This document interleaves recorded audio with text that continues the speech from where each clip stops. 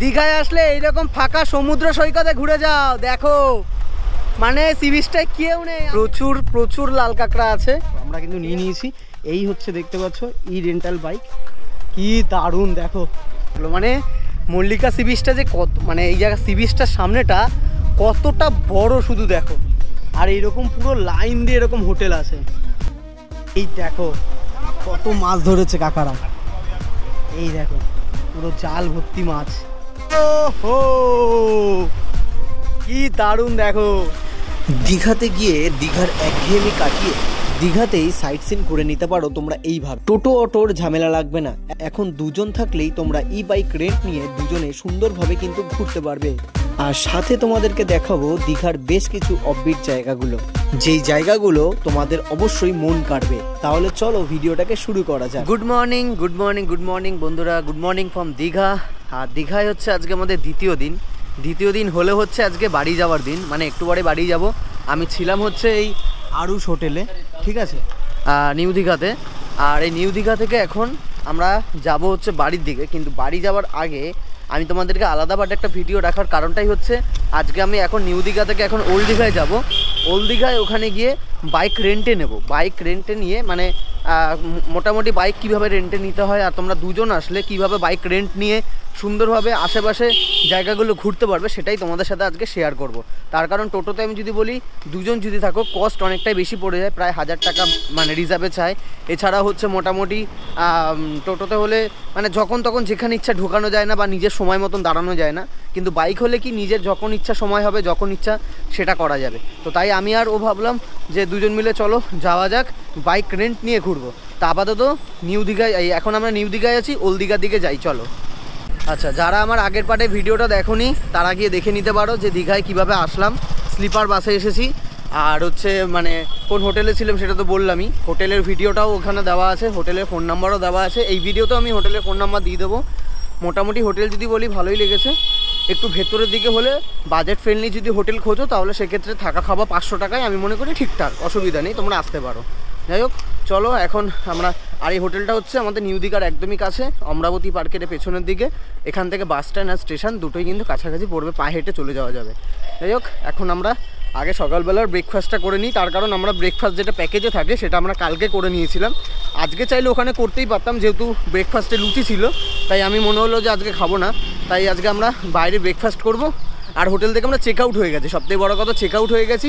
Bike নিয়ে আমরা আশেপাশে ঘুরবো, ঘুরে তারপর আমরা আবার সরকারি যেটা এসবিএসটিসির বাস আছে সেই বাস ধরে আমরা কলকাতায় চলে যাব। তো কীভাবে কী করছি সমস্তটা তোমাদেরকে বলবো, দেখতে থাকো চলো। দেখো এই হচ্ছে সকাল সকাল নিয়ে নিয়েছি পেটাই পরোটা, আর হচ্ছে এখানে দিয়েছে ঘুগনি। পেটাই পরোটাকে এখন পিটিয়ে খেয়ে চলো। টিফিন খাওয়া হয়ে গেছে, এখন ওল্ড দীঘার দিকে যাব। এখন আর হেঁটে যাব না, এখন আমরা যাব হচ্ছে টোটো করে ওল্ড দীঘা যাই, সেখান থেকে ই রেন্টাল বাইকগুলো নিয়ে নেবো। চলো কীভাবে কি নিতে হচ্ছে সমস্তটা তোমাদেরকে প্রসেস বলবো। এই দেখো টোটো দাঁড়িয়ে আছে,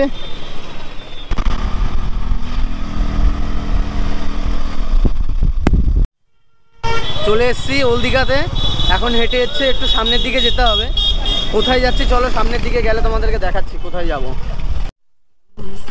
আচ্ছা আমরা হচ্ছে এইটা দিয়ে আসলাম, মানে ওই হচ্ছে ওদিকে হচ্ছে মেন রাস্তা, এটা দিয়ে জাস্ট ঢুকলাম, ঢুকে আমরা ডান দিকে চলে আসবো, ঠিক আছে। ডান দিকে আসলেই তোমরা দেখতে পারবে এখানে একটা গেট করা আছে, আর একটা বিশ্ব বাংলার লোগো আছে। মানে বিশ্ব বাংলা কিন্তু এখানে দুটো আছে, এই একটা আর পেছনে একটা পড়বে, ওইটা না যেটাতে ঘোড়া থাকবে, এটা ছোট্ট একটা বিশ্ব বাংলা। আর তার ওই পাশেই আছে দোকানগুলো। আমরা যদিও বা অনেকটা হেঁটে মানে দীঘার পার থেকে সুবিধার জন্য দেখানোর জন্য এসেছিলাম।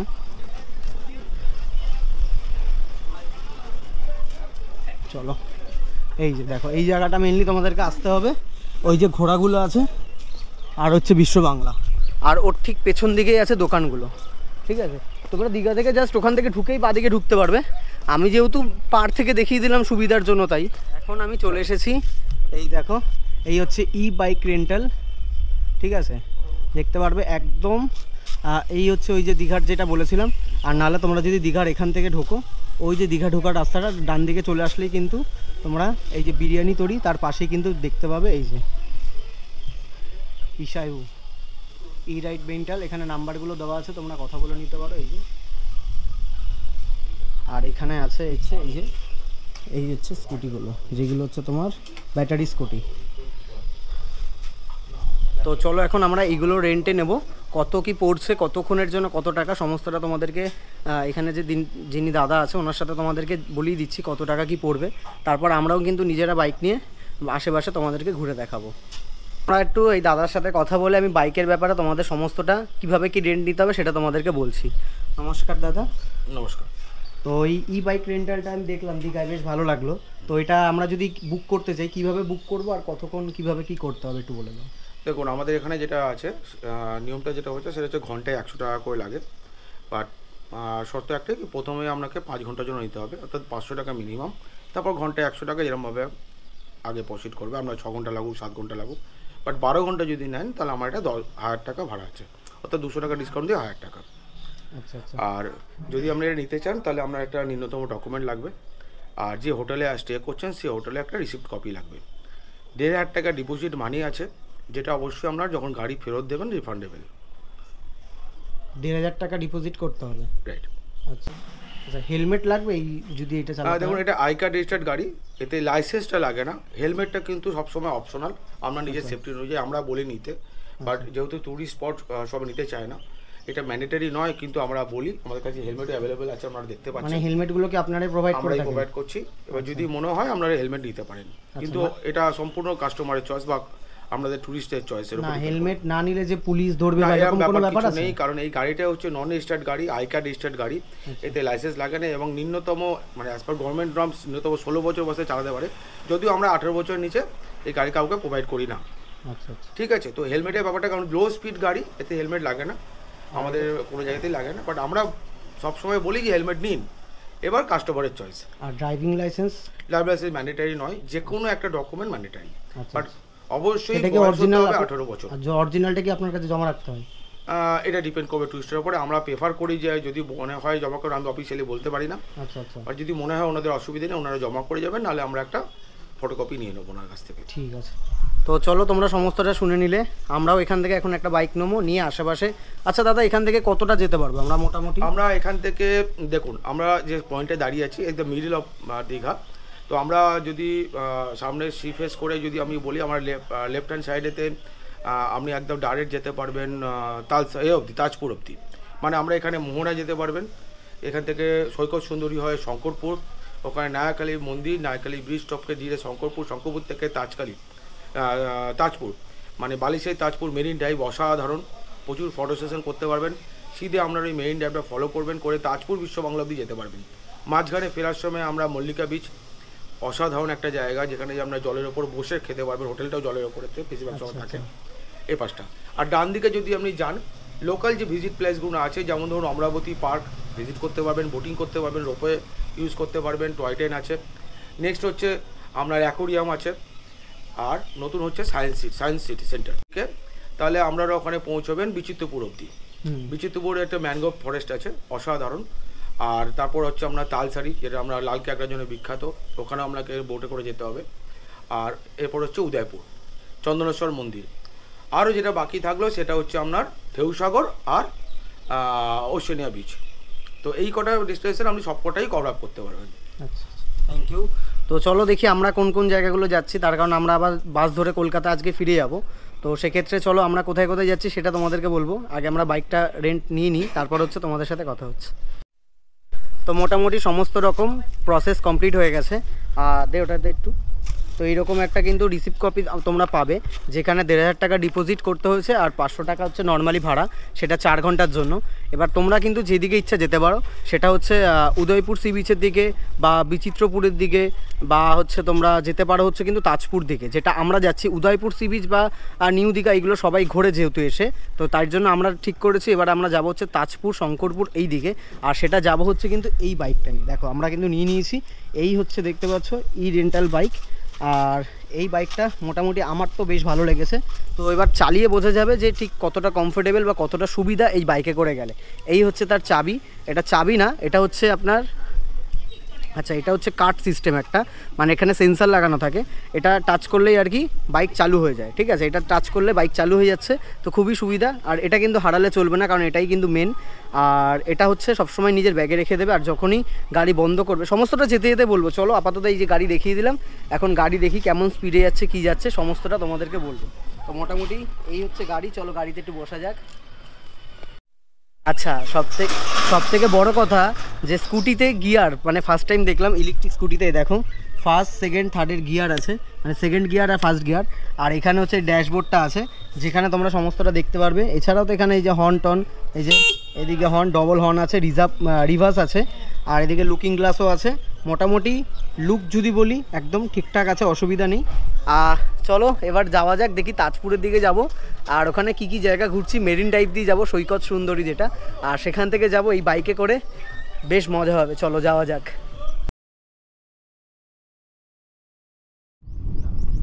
আচ্ছা, এখন আমরা যাচ্ছি কিন্তু তাজপুরের দিকে। তো চলো তাজপুরে যাব।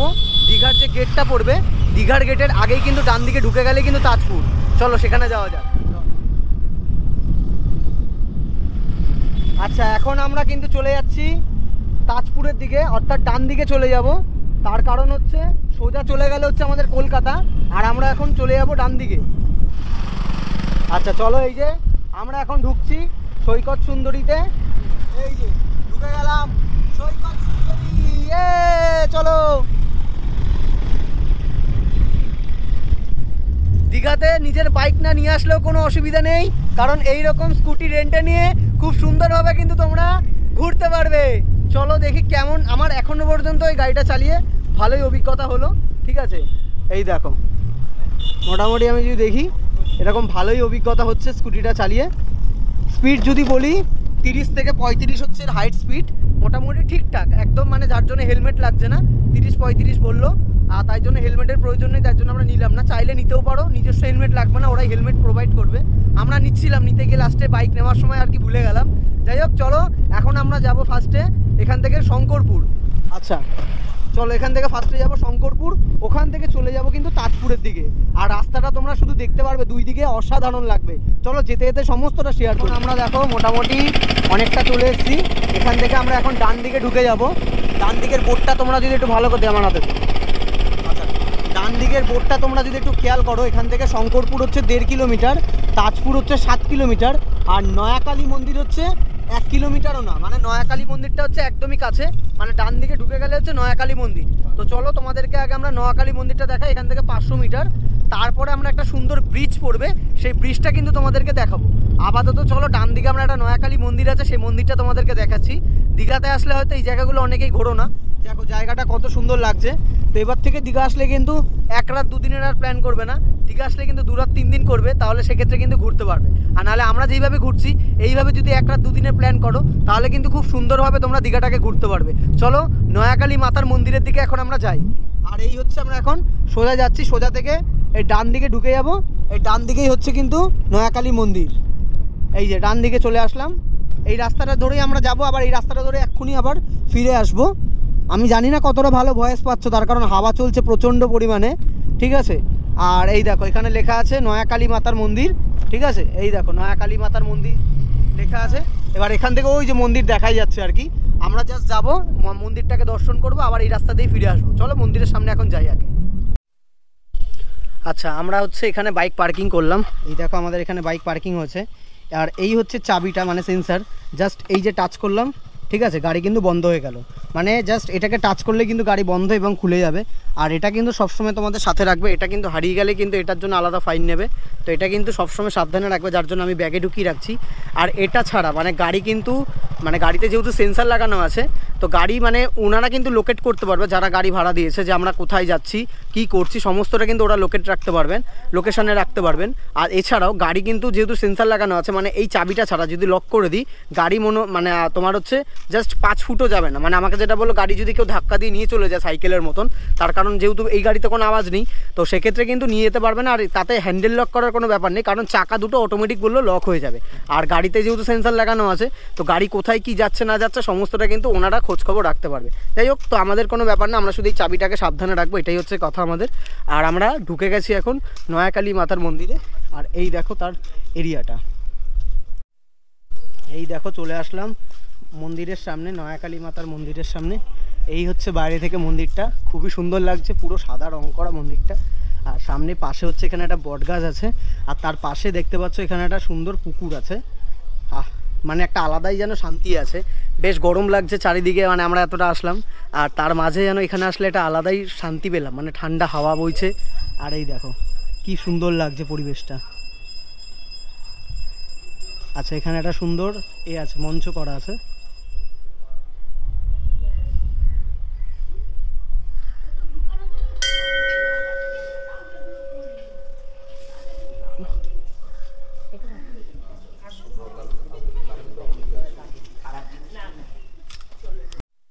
এই যে নিয়ে নিয়েছি আবার আমাদের বাইক, এই যে স্কুটি নিয়ে নিয়েছি। চলো এবার এখান থেকে এখন যাব হচ্ছে শঙ্করপুরের দিকে।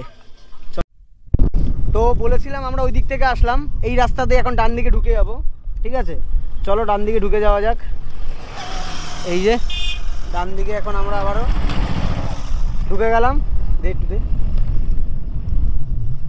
সামনে যে ব্রিজটা দেখছো দুর্দান্ত একটা ব্রিজ, চলো সেই ব্রিজটা আমরা এখন পার করবো। সেকেন্ড গিয়ারে গাড়ি দিয়ে দিলাম, গাড়িতে বাইকে হচ্ছে আবার সেকেন্ড গিয়ার, মানে এই সরি স্কুটিতে গিয়ার ফার্স্ট টাইম দেখা, তা আবার ব্যাটারি স্কুটিতে, মানে তেলের স্কুটিও না ব্যাটারি স্কুটিতে গিয়ার। আর এই দেখো আমরা এখন ব্রিজে উঠলাম, বাহ দারুণ লাগছে, দারুণ।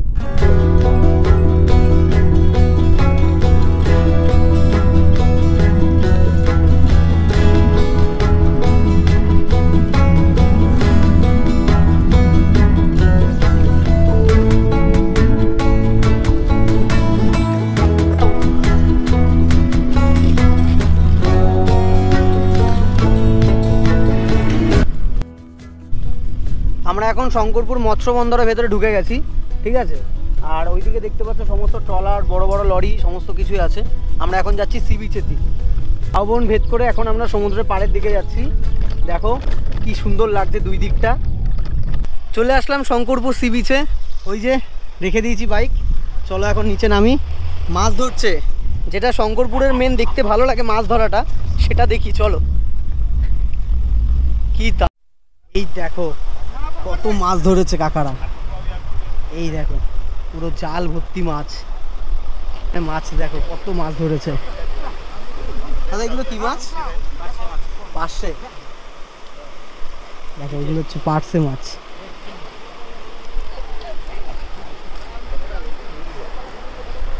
দেখো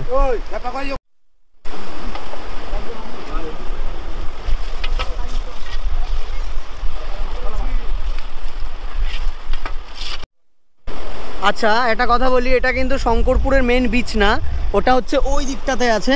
আমি এখন ওই দিকে তোমাদেরকে নিয়ে যাব, শঙ্করপুরের যে মেন বিচটা। আমি যেই জায়গাটা আছি এখানে হচ্ছে মাছ ধরার জন্য মেনলি আসে, দেখতেই পাচ্ছ এখানে মাছ ধরছে সবাই, তো তার জন্য এই জায়গাটা আসলাম। পুরো ফাঁকা এরকম বিচ, তো তাই জন্য আমি একটু মনে হলো যে এদিকে একটু এসে ঘুরিয়ে নিয়ে যাই, তাই জন্যই আসলাম। এখানে সচরাচর সবাই ঢোকে না এই জায়গাটাতে, তো আমি এই জায়গাটাতে আসলাম যাতে তোমাদের ভালো লাগে, তাই জন্যই শেয়ার করলাম। দেখো পুরো এরকম ঝাউবনে ঘেরা, মাছ ধরছে, বেশ দারুণ লাগছে জায়গাটা। তো আমি মনে করি এই জায়গাটাতে তোমরা ঘুরতে পারবে, আসতেই পারবে। শঙ্করপুর বিচের পাশে মাছ ধরার যে জায়গাটা, সেই জায়গাটা মানে আমি যেটা দিয়ে দেখিয়ে দিয়েছিলাম ঢুকছিলাম, তো ওইরকমভাবে তোমরা ঢুকতে পারো। চলো এখন আমরা শঙ্করপুরের মেন বিচের দিকে যাই। তো চলো একটু জেনে নিই এই বিচটা সম্পর্কে, একটু দাদার থেকে একটু জেনে নিই। নমস্কার। নমস্কার দাদা। আমি দীঘায় 94 থেকে দীঘায় আছি, বুঝলেন তো? হ্যাঁ। আমাদের পরম পূজনীয় সূর্যদা এবং আমাদের যিনি বড় নেতৃত্বরা আছেন, দেবুদা, পার্থসখা জানা এবং আমাদের হোটেল নেস্টের মালিক, উনিও। দীঘার মধ্যে শঙ্করপুরটাকে জানি যে মাছের কেন্দ্র, মোহনা মাছের কেন্দ্র। শঙ্করপুরটা আগে খুব হ্যাভি ছিল, এইটাকে আমরা ভাবতাম যে শঙ্করপুরের বিচ, কিন্তু মানুষ চায় একটু ঝাউ জঙ্গল এবং সব কিছু ভালোবাসা এবং একটু পিকনিক করবে, একটু আনন্দ করবে, বোট দেখবে। আমি চাই এই যে ভগ্ন যে শঙ্করপুরটাকে, ভগ্ন শঙ্করপুর, লোকে বলে ভগ্ন তাজপুর, এইগুলোকে ভগ্ন না রেখে যাতে দীঘা শঙ্করপুর ডেভেলপমেন্ট অথরিটি যাতে এই ভগ্ন শঙ্করপুরটাকে যাতে ডেভেলপমেন্ট করে, তার জন্য আমি অনুরোধ। সেটাই দীঘা এটাই যেমন আমার একটা অনুরোধ। খুব সুন্দর টুরিস্ট স্পট, মানে লোকে যাচ্ছে, দীঘাটা টুরিস্ট স্পট, সেরকম যেন এখানেও আছে। জায়গাটা তো খুবই সুন্দর। মাঝখানে মাত্র এই 1 কিলোমিটার জায়গা, হ্যাঁ, এইটাকেই যাতে ডিস্টার্ব হচ্ছে, develop করে। যাতে এটা অনুরোধ আমাদের।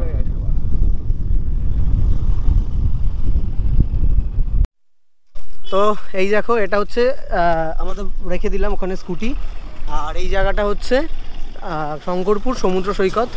চলো এখন এইটাতেই যাবো ভেতরের দিকে। মোটামুটি এই বীজটাতে মানে শঙ্করপুরের এই বীজটা কিছুটা ডেভেলপড আছে, যার জন্য প্রচুর দোকান দেখো সাইডে দুই দিকে, আর টুরিস্টও মোটামুটি এই জায়গাটাতে আসে। কিন্তু আমি মনে করি ওই বীজটাতেও সেটা করা উচিত, তাহলে হয়তো টুরিস্ট ওখানেও ভিড় করবে। কারণ শুধু যে দীঘা আসলে শুধু তো দীঘা না, দীঘার আশেপাশে ঘোরার অনেক জায়গা আছে। তো তার জন্য কিন্তু তোমাদেরকে সেই জায়গাগুলো থেকে খুব সুন্দরভাবে ঘুরতে হবে। এই জায়গাটাও কিন্তু খুবই সুন্দর, ঠিক আছে।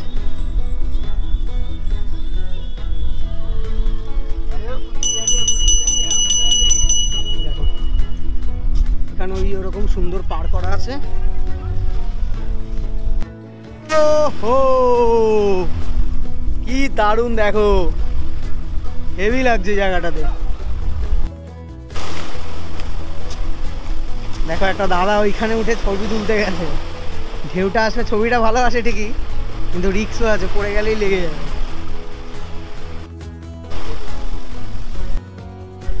শঙ্করপুরের সি বিচ বলতে আমি মনে করি এই জায়গাটার থেকে, যেই জায়গাটা আমি একটু আগে গেছিলাম, এইরকম পাশে ঝাউবন আর পাশে সমুদ্র, এটাই কিন্তু বেশি ভালো লাগছে। এখানে যদি একটা ড্রোন শট নেওয়া যেত তো বুঝতেই পারছো কতটা ভালো লাগতো। অনেকেই কিন্তু দেখো এখান থেকে নেমে কিন্তু ওই জায়গাটাতে যাচ্ছে।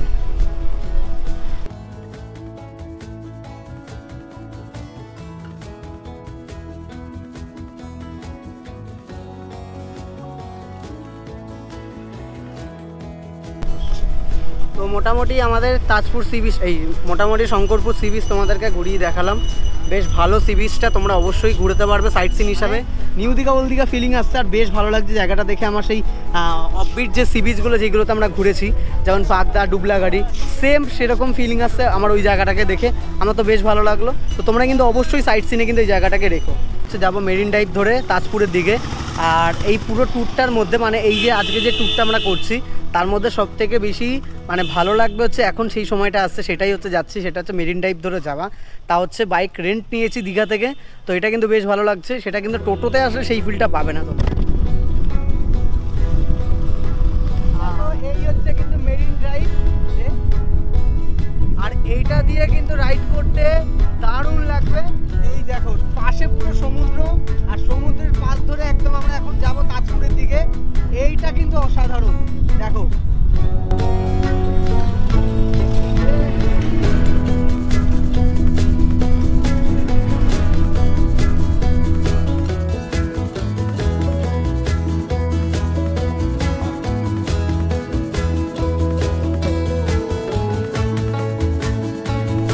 মল্লিকা সি বিচের দিকে চলো যাওয়া যাক। শুরু হলো তাজপুর সি বিচ, আর দেখো দুই দিকে এরকম সুন্দর ঝাউবন, আর তার মাঝে হচ্ছে আমরা যাচ্ছি। কি দারুণ লাগছে দেখো, তাজপুর মল্লিকা বিচ। আচ্ছা, তো এখন আমরা এই যে এইটার ভেতর থেকে ঢুকে যাচ্ছি, এর ভেতর হচ্ছে তাজপুর মল্লিকা সি বিচ, ঠিক আছে। তো ওটা কেমন সেটা তোমাদের সাথে শেয়ার করব। আর তাজপুরে তো আমি এমনি আসবোই, আরেকটা তাজপুরের আলাদা পরে ভিডিও বের করব, যেখানে তাজপুরের সমস্ত যে রিসর্ট, মানে সমস্ত রিসর্ট না, মানে তাজপুরের একটা রিসর্টে আসবো, থাকবো, আর তখন ভালোভাবে দেখাবো। এই চলে আসলাম তাজপুর মল্লিকা সি বিচের সামনে। আর এখানে দেখছি অনেকে গাড়ি পার্কিং করেছে। এখানে দেখে যা বুঝতে পারছি, চারিদিকে নোংরা দেখে যা বোঝা যাচ্ছে, মানে এখানে হচ্ছে তোমার পিকনিকের জন্য সবাই মেনলি আসে। আর এখানে গাড়ি পার্কিং করে সাইডে পিকনিক করতে পারবে। রান্নারও দেখলাম ব্যবস্থা আছে, মানে নিজেরা যদি রান্নার সমস্ত সরঞ্জাম নিয়ে আসো এখানে সুন্দর করে, আর রান্নার সরঞ্জাম রেখে রান্না করে পিকনিক করতে পারবে। আর এই হচ্ছে সি বিচের সামনেটা, দেখো কি দারুণ, দেখো খুবই সুন্দর, খুবই সুন্দর। দেখো দুই দিকে এইরকম বসার জায়গা, সুন্দর পুরো একদম সি ভিউ, সামনে বসে তোমরা খাওয়া দাওয়া করতে পারবে। দেখো দেখো দারুণ দারুণ সি বিচ, ওয়াও, অসাধারণ লাগলো, অসাধারণ লাগলো। মানে মল্লিকা সি বিচটা যে কত, মানে এই জায়গা সি বিচটার সামনেটা কতটা বড় শুধু দেখো। আর এইরকম পুরো লাইন দিয়ে এরকম হোটেল আছে, Tajpur life hotel, restaurant, hotel and restaurant, মানে পর দেখো। আর প্রত্যেকটা হচ্ছে এরকম সি ফেসিং, মানে একদম সমুদ্রের পাড়ে বসে সুন্দরভাবে খাবার এনজয় করতে পারবে। আর এই দেখো সি বিচটা দেখো, পুরো একদম পরিষ্কার সি বিচ, ঠিক আছে। লাল কাঁকড়া আছে এখানে, প্রচুর কাঁকড়া আছে, পরিষ্কার সি বিচ এইরকমই।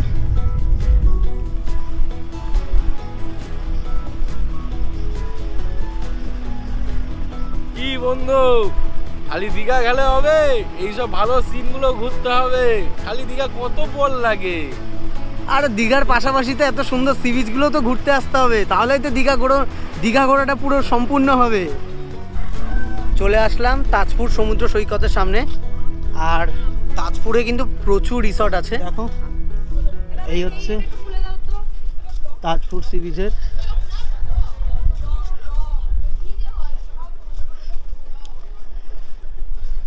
প্রচুর জল, অনেকটাই দূরে, মানে তাজপুর সি বিচের চর পড়েছে দেখে মনে হচ্ছে, মানে জল অনেক দূরে। দেখো এই রেস্টুরেন্টগুলো বেশ ভালো লাগছে। তাজপুরটাও কিন্তু খুবই সুন্দর জায়গা। তো মোটামুটি তাজপুরে আসলে, ঠিক আছে, তো তোমরা এইরকম চর দেখতে পারবে। আর হচ্ছে তাজপুরে হচ্ছে একদম অনেকটা দূর অবধি যাওয়া যাবে, একটা মানে হেঁটে হেঁটে অনেকটা যাওয়া যাবে সমুদ্রের ওই দিকে। সমুদ্রের ঢেউগুলো যদি দেখি, ঢেউগুলো আছে হচ্ছে ওই দিকটাতে, আর এই দিকটাতে কিন্তু কোনো কিছু নেই, যেহেতু সমুদ্রের জলগুলো ঢুকেছে। এই দিকটাতে পুরো চর পড়ে আছে, তো হেঁটে হেঁটে বেশ অনেকটাই যাওয়া যাবে, বেশ ভালো লাগছে। তো তোমরা কিন্তু এরকম বাইক রেন্ট নিয়ে সুন্দরভাবে শঙ্করপুর, তাজপুর সমস্ত জায়গাগুলো ঘুরতে পারবে। তোমরা জানি না কতটা দেখতে পাচ্ছ, প্রচুর লাল কাঁকড়া দেখো। আমরা যাওয়াতেই সব ওরা মানে বুঝতে পারলে ঢুকে যায় ভেতরে। তো দেখো প্রচুর লাল কাঁকড়া, এই দেখো, আমি একটু জুম করি, এই দেখো লাল কাঁকড়া দেখো, মানে আমরা সামনে যেতেই ওরা আর কি গর্তে ঢুকে যায়। এই দেখো সব গর্তের দিকে ঢুকে যাচ্ছে। প্রচুর লাল কাঁকড়া আছে, ঠিক আছে, মানে সামনে যেতেই ওরা ঢুকে যায় ভেতরে। তোমরা ধরতে তো দূরের কথা, সামনে যেতেই পারবে না, মানে ওরা ভালোই অনুভব করতে পারে কেউ সামনে আসলে। আচ্ছা একটু ভুল হয়েছে, সেটা হচ্ছে এটা হচ্ছে তাজপুর বিশ্ব বাংলা সি বিচ, যেটা আমি খেয়াল করিনি। আর তাজপুর সি বিচ যেটা মানে যারা রিসর্টে আসবে তারা তো আর এইদিকে স্নান করতে আসবে না, তারা কিন্তু যাবে মানে রিসর্টগুলো সোজাসুজি, মানে ওই দিকটাতে হচ্ছে ঢেউগুলো আছে, মানে ওই দিকে হচ্ছে সি বিচ পড়বে। আমি চাইছি, চলো দেখাচ্ছি তোমাদেরকে কোন জায়গাটা তাজপুরের মেন স্নান করার জন্য। আর এই দিকটা হচ্ছে মানে বিশ্ব বাংলা সি বিচ, বেশ ভালো লাগছে। এই দিকটাতে চর পড়েছে, অনেকটা দূর যাওয়া যাচ্ছে, কিন্তু এইটাও ঘোরার জন্য ভালো জায়গা, মানে এই জায়গাটাও তো টুরিস্ট স্পট, এটাও তোমাদেরকে দেখালাম। এটা হচ্ছে তাজপুর বিশ্ব বাংলা সি বিচ। তার তাজপুর মেন সি বিচটা চলো তোমাদের দেখাবো। আমরা চলে আসলাম তাজপুরের আরেকটা সি বিচের সামনে। আর এই দেখো এখানে প্রচুর রিসর্ট আছে, মানে তাজপুরে রিসর্ট প্রচুর, প্রায় মনে হয় 30-40টার ওপরে হবে, তার বেশি হবে তো কম না। আর এখন আমরা যেই জায়গাটায় যাচ্ছি, সামুদ্রিক হোটেল আছে এখানে প্রচুর, যেগুলোতে তোমরা মানে মৌসুমী দ্বীপের মতন, যেটা মানে ওপরে এরকম খাচ্ছেন আর নিচ দিয়ে জল টল আসে জোয়ারে, সেরকমই জায়গায় ঢুকছি। আর এই দেখো তাজপুরের জায়গাটা, যেখানে এই যে ওপরে এরকম খাওয়া দাওয়া, নিচে কিন্তু এই যে জোয়ারের সময় জল চলে আসে, মানে মৌসুমী দ্বীপে যেই ফিলটা আমরা পাই সেই একই রকম ফিলটা কিন্তু এখানে পাওয়া যাবে। দেখো এই হচ্ছে তাজপুরের পুরো পরপর, এই দেখো পুরো এখান থেকে এরকম পরপর কিন্তু এরকম হোটেল আছে, যেইগুলোতে তোমরা ড্রিঙ্কসও করতে পারবে, খাওয়া দাওয়া করতে পারবে, সমস্ত কিছু করতে পারবে, সাথে সমুদ্রকে সুন্দরভাবে এনজয় করতে পারবে। সেটা চাইলে কিন্তু তোমরা এরকম দীঘা থেকে এসেও এখানে ঘুরতে পারো, বা তাজপুরে থেকেও সেটা করতে পারো। তো এ দেখো কি দারুণ সি বিচটা, বেশ ভালো লাগছে। আর সামনে কিন্তু স্নানও করতে পারবে তোমরা। মোটামুটি এই হচ্ছে তাজপুরে সেই সি বিচটা যেটা আমি বলছিলাম। তো এখানে কিন্তু মোটামুটি পেছনে প্রচুর রিসর্ট আছে, আর এই সব জায়গায় কিন্তু রেস্টুরেন্ট পুরো পরপর দেখো, ওখানে 1 2 3 4 5 6 প্রায় 7-8টা, আর ওদিকে প্রায় মানে মোটামুটি প্রায় 20টা মতন এখানে এরকম রেস্টুরেন্ট আছে, যেখানে তোমরা এরকম খাওয়া দাওয়া, ড্রিঙ্কস বা সময় কাটানো, মজা সমস্তটাই করতে পারবে। এখন আবার আমরা দীঘার দিকে ফিরে যাচ্ছি। বেশ ভালো ঘোরা হলো আমাদের দুজনের। সবথেকে বড় কথা কি, স্কুটি নিয়ে আসলে একটা সুবিধা এটাই যে যেখানে ইচ্ছা আমি সেখানে ঢুকে যেতে পারছি। মানে আমার মনে হলো আমি এইরকম গলিগালা দিয়ে একটা বিচে ঢুকে গেলাম, আমার মনে হলো আমি এখানে দাঁড়ালাম, আমার যদি মনে হয় আমি অন্য জায়গায় যাবো না। আর টোটো আসলে গিয়ে সব জায়গায় ঢুকতে চায় না, দাঁড়াতে চায় না, এটা আলাদা। এটা নিজের মতন 5 ঘন্টার সময় তুমি পেয়েছো, 5 ঘন্টা তুমি তোমার মতন কাটাতে পারো। এবার আমাদের যেহেতু বাড়ি যাব, মোটামুটি প্রায় আমাদের 3 ঘন্টা হতে যায়, 2.5 ঘন্টার ওপরে হয়ে গেছে। এবার আমরা আস্তে আস্তে দীঘার দিকে ফিরে যাচ্ছি। তো মোটামুটি ভালোই ঘুরেছি আমরা। তো তোমরাও কিন্তু এরকম বাইক রেন্ট নিয়ে ঘুরতে পারো। চলো এবার একবারে দীঘায় গিয়ে কথা হচ্ছে।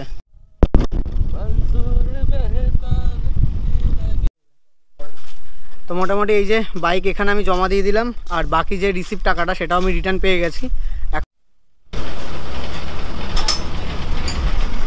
খাওয়া দাওয়ার সুযোগ পেলাম না, বাস পেয়ে গেছি, উঠে পড়লাম। কোলাঘাটে গিয়ে দরকার পড়লে খাওয়া দাওয়া করবো। এই যে বাসে উঠে গেছি, এটা নৈহাটির বাস, ডানলপ হয়ে যাবে। তো চল যাওয়া যাক, ভিডিওটা শেষ করছি। ভালো লাগলে অবশ্যই লাইক কমেন্ট করে দিও, নতুন দর্শকদের চ্যানেলটাকে অবশ্যই সাবস্ক্রাইব করে দিও। টাটা।